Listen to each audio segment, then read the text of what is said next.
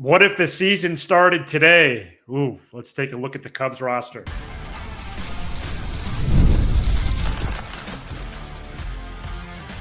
You are Locked On Cubs, your daily Chicago Cubs podcast, part of the Locked On Podcast Network, your team every day.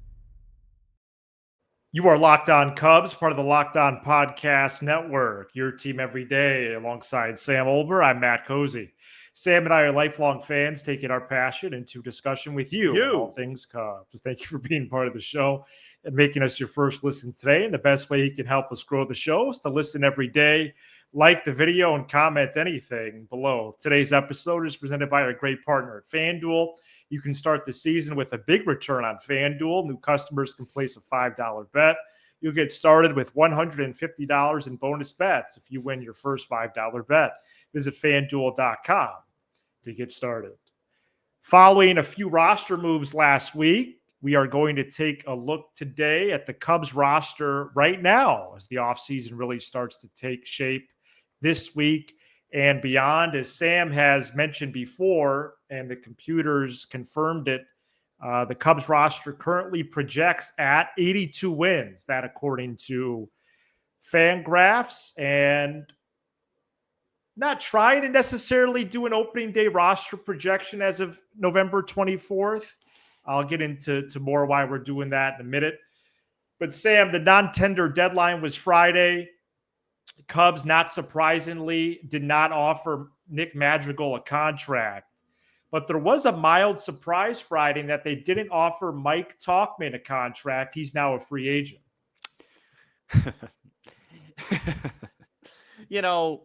We both liked him a lot.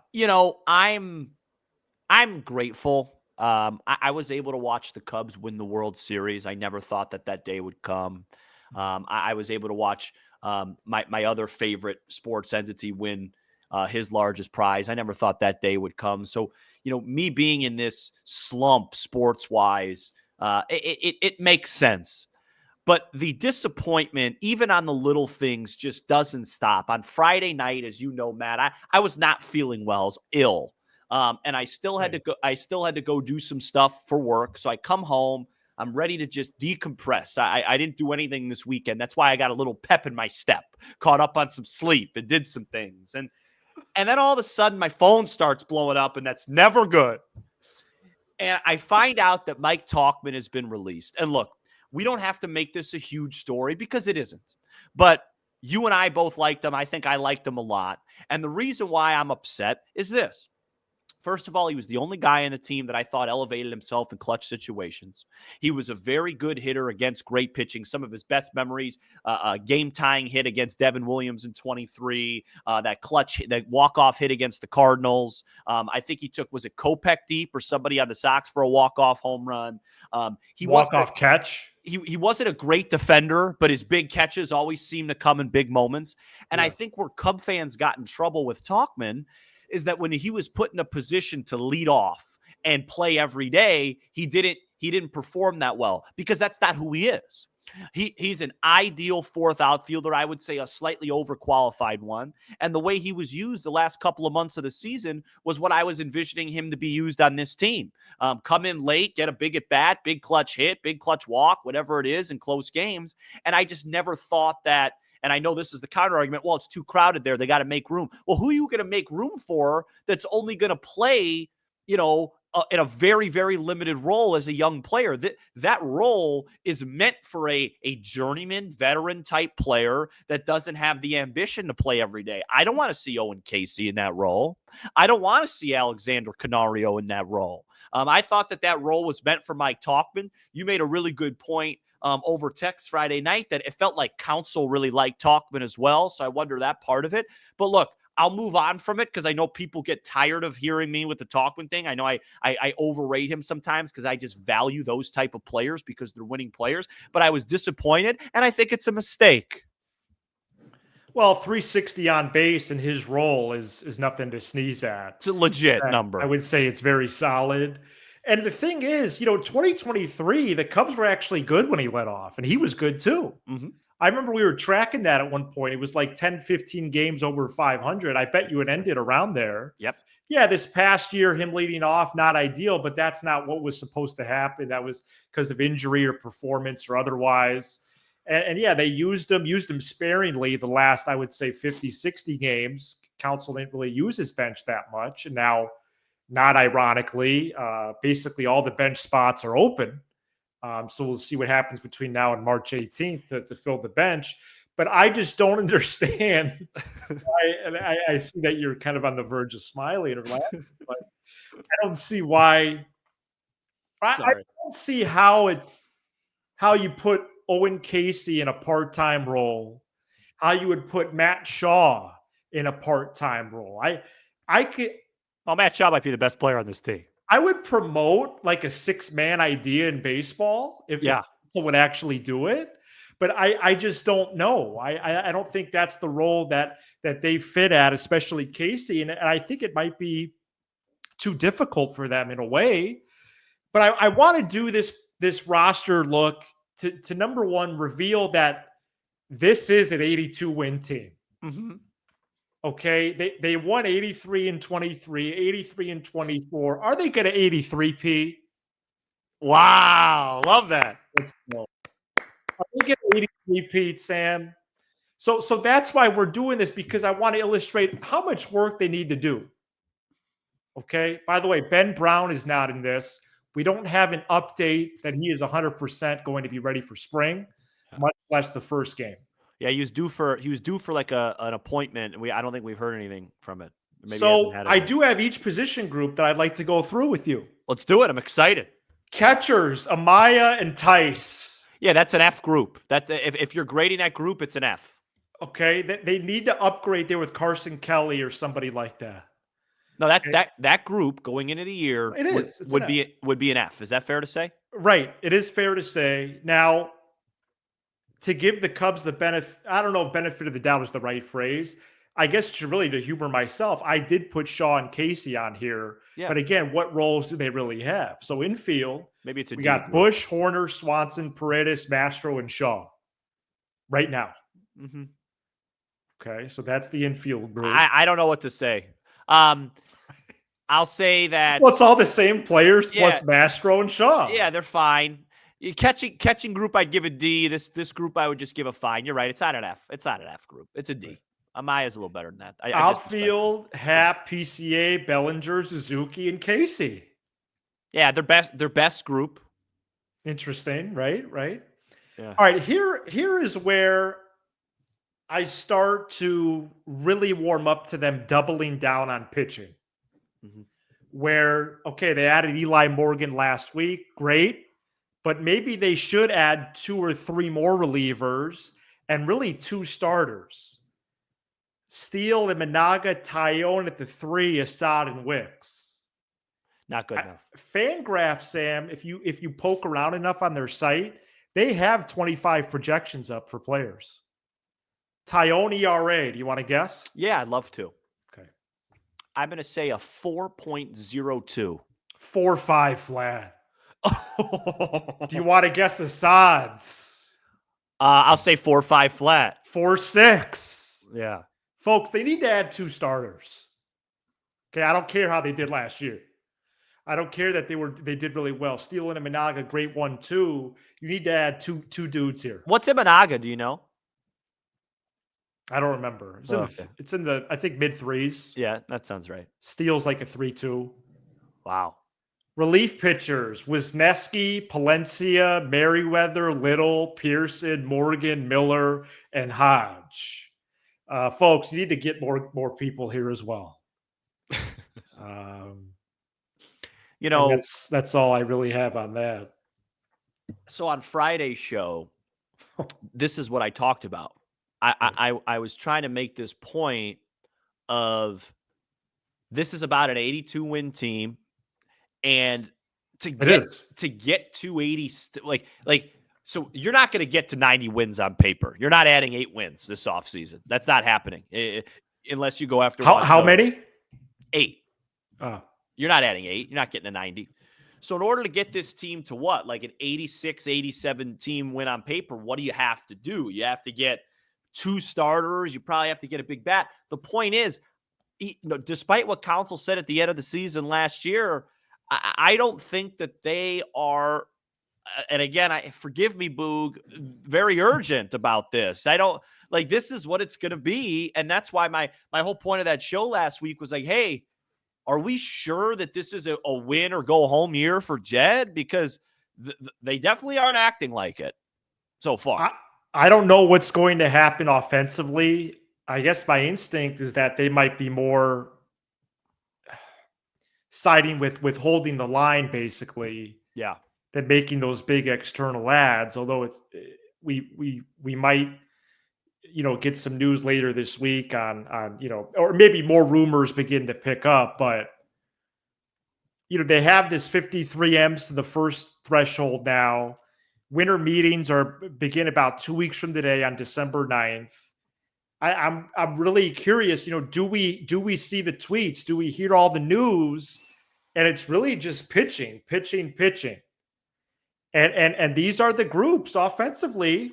So, besides the catching group, I think that'll be Amaya and Kelly or Jansen or Higashioka. So, but I think these might be the groups in the infield and outfield.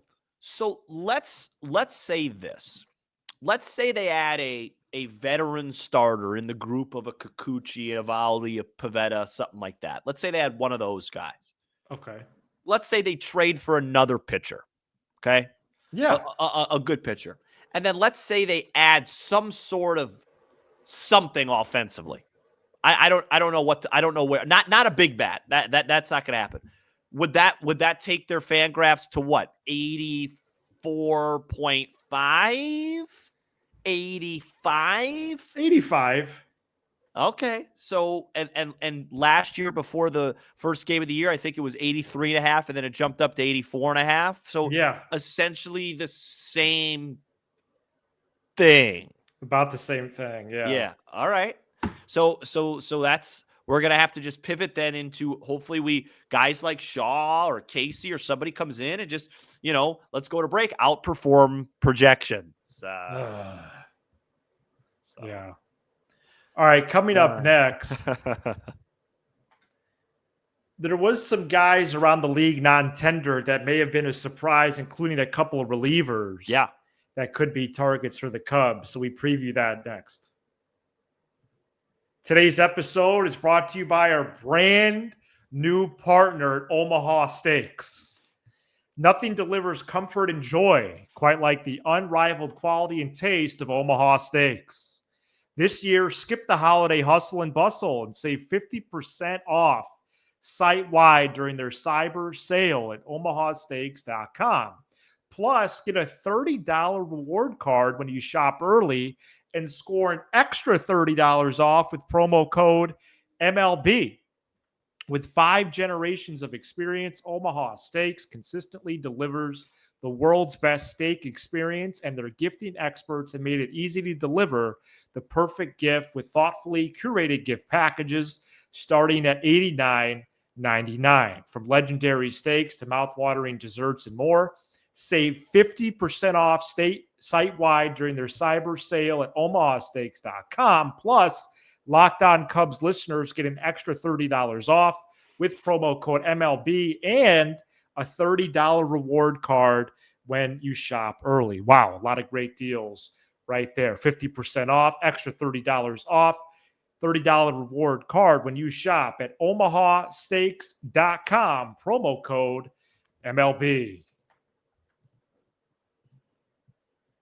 Non-tendered players who the Cubs might target. I have a trio of relief pitchers plus a utility infielder who bats left-handed, Sam. The trio of relievers, Kyle Finnegan from the Nats, Jordan Romano from the Blue Jays, and Hobie Milner from the Brewers, and Josh Rojas from the Mariners is that lefty swinging infielder. Where would you like to start here? Because I think these guys are all going to have markets. It's not like oh, Cubs, they're going to sign with the Cubs this week. Yeah, Finnegan. Except maybe Milner. I think Finnegan's the the guy that everybody would be interested in. I think so. Multiple teams will, because he had a bunch of saves last year. He's one of those candidates where maybe you tweak. I think he's like a super high usage fastball guy. So you tweak a little bit. Maybe you find yourself a late inning guy. I would love a guy like Milner from the left side.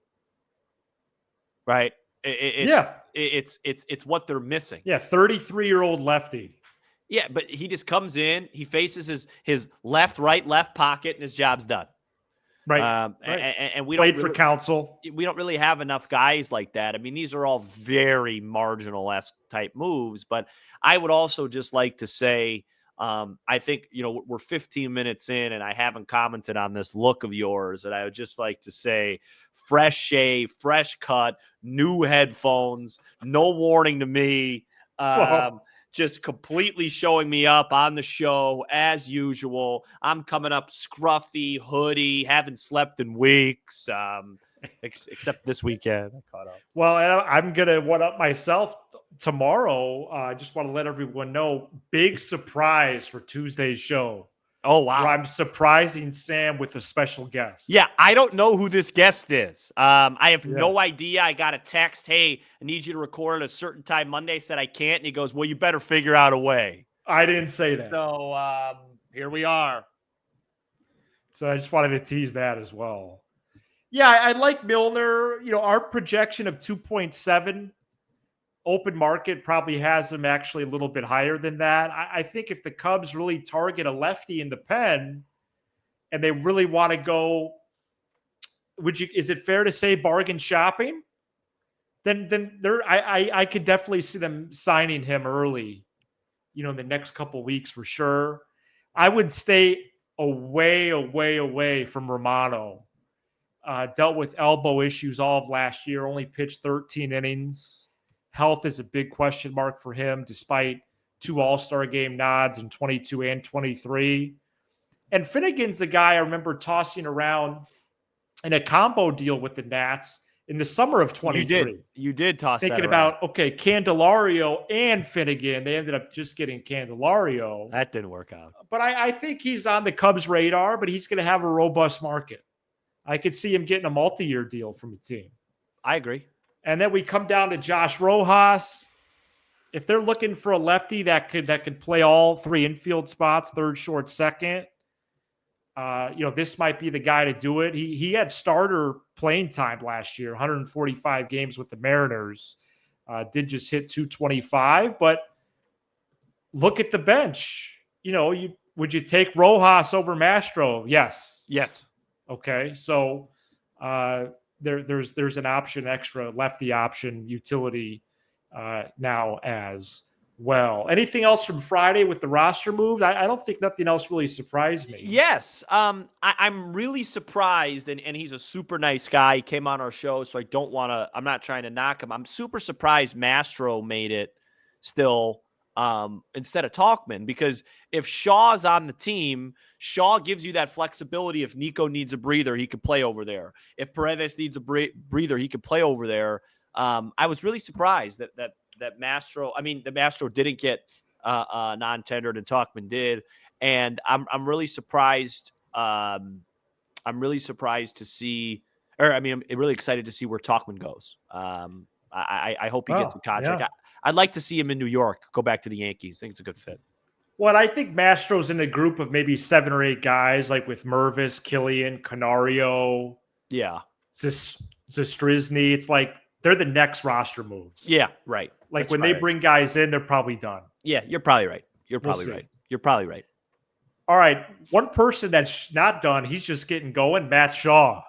Let's get you his final stat line as he helped lead Team USA to a bronze right after this. This episode is brought to you by FanDuel. Get ready to tackle the NFL action with FanDuel, America's #1 sports book, because right now new customers can bet $5 and get $150 in bonus bets if you win. The FanDuel Sportsbook app gives you everything you need to place live bets on the NFL all in one place. So to get a hunch in the middle of the game, you can check out the latest stats, view live play-by-play, and so much more on the same page where you place your live bets. Folks, the Bears found a way to break your heart again on Sunday, unless You took them at 3.5 because they were able to cover that spread. Had a couple people in the comments offended. The Vikings are not that good. They're 9-2. Congrats to them. They're not that good of a football team. The Bears muffed a punt in this game. They had a PI call in the end zone go against them and still found a way late to cover that spread and almost win the football game. However, on Thursday, I haven't looked at that spread. We'll update it tomorrow. I believe the Bears might be like 11 to 11.5 point underdogs on Thanksgiving in Detroit, and I'll probably be taking the Lions. Visit FanDuel.com to join today. You'll get started with $150 in bonus bets if you win your first $5 bet. That's FanDuel.com. Never waste a hunch and make every moment more with FanDuel, an official sportsbook partner of the National Football League. Matt Shaw hit 412, 14 for 34 with 2 homers, 2 doubles, 6 walks, and only 5 strikeouts as Team USA got a bronze medal in the Premier12 Tournament that closed out competition over the weekend. I know we're both more and more excited about Shaw, Sam. And this game, these last couple of games were actually in Japan. His next game's a consequence could be in Japan to open the season against the Dodgers. If you want to hear good things about the Cubs, talk about Imanaga, talk about Shaw. Sprinkle in a little bit of Steele, and that's what you get. That's your Thanksgiving recipe. You want to make a little Happen Suzuki. Yeah, but a sprinkle. A sprinkle. Speck. Because they need more out of those guys. Okay. And PCA. You could throw him in there too. Okay.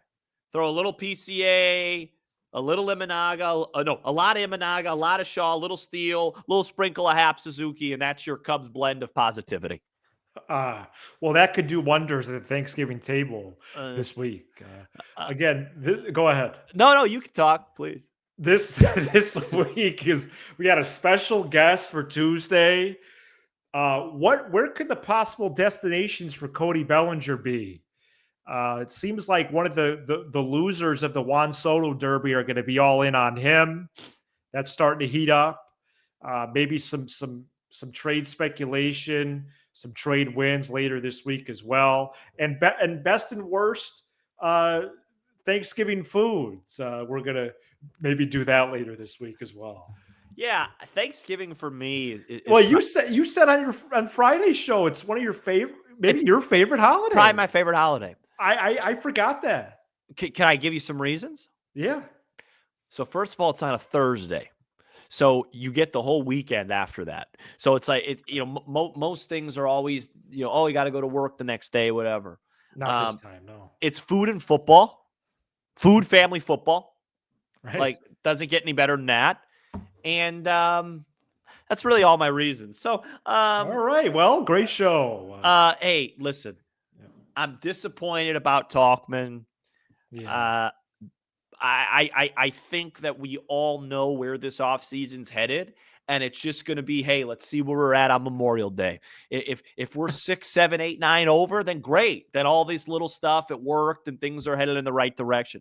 My biggest fear, I'll tell you right now, is that this is an 83, 84, 85 win club that comes up short. But at the end of the year, they say, yeah, we came up short, but Casey looks good. Shaw looks good. PCA looks good. And it's like, all right, well, guess what? Soon Suzuki's deals are going to be gone. You're going to have to replace them, So that's my biggest fear, but it's all right. It is what it is. Things are good. Thank you so much for checking out this edition of Locked On Cubs. You can miss 20 to 30 minutes. We'll give you all things Cubs with a laugh or two along the way. Be sure to subscribe on YouTube, smash the like button for the algorithm, and leave a 5-star review on Apple, Spotify, and everywhere you get your podcast. All right, we'll be back Tuesday with a special guest. By the way, that special guest, I'm not going to be putting in the title, at least for that first 24 hours.